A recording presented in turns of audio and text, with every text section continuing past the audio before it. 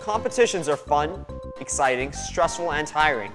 And yes, you will be stressed and tired, but you will have an amazing time. It will be the hardest fun you will ever have.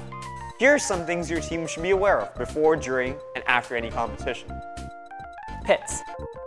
It's the home away from home for your team members and your robot. So what you want to do is keep the setup as simple as possible and still keep it visually eye-catching so it can be seen from a distance and close up. And keep it clean because you're sharing this space with 30 teams or even 400 teams at the World Championships. Have a designated person that is set up for cleaning up as soon as the robot leaves for a match. You can also have tables. Some teams have one, other teams have two. And you can have it designated for judges and award submissions, while the other one is for mechanical and electrical work. Make sure your team has a robot cart. This could be as simple as planks of wood with wheels on it or something personalized to your team.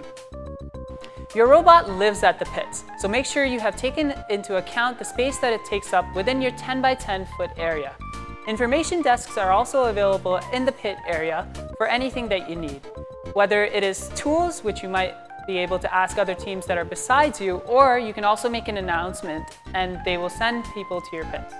You are required to wear safety glasses within the pits, so each team member should be bringing a pair of their own, and they can also be purchased in bulk at any home hardware store.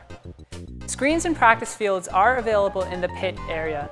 This way you can keep track of matches that are coming up, rankings, and also practice in between your matches. Your pit is only 10 by 10, which means your whole team can't fit in there. Make sure you know how your drive team is before you have bagged and tagged your robot, so they have some time with the robot to practice.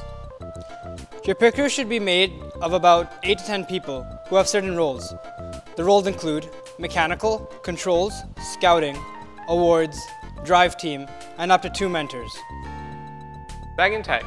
In your kit of parts, you will receive bags and tags for your robot.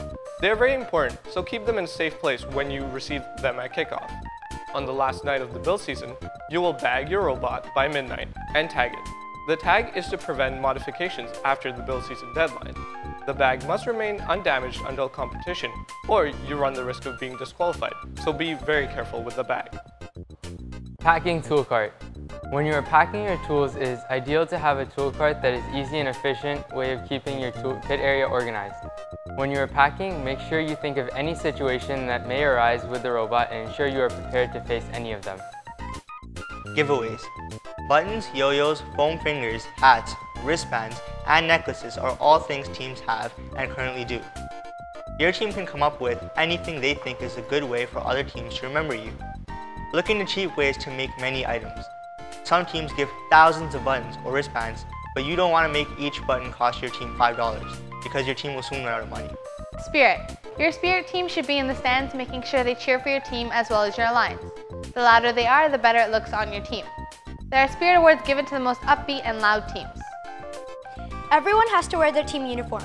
It shows pride in their team and all their hard work. Your team uniform should include your team number, your logo, and your colors. Robot.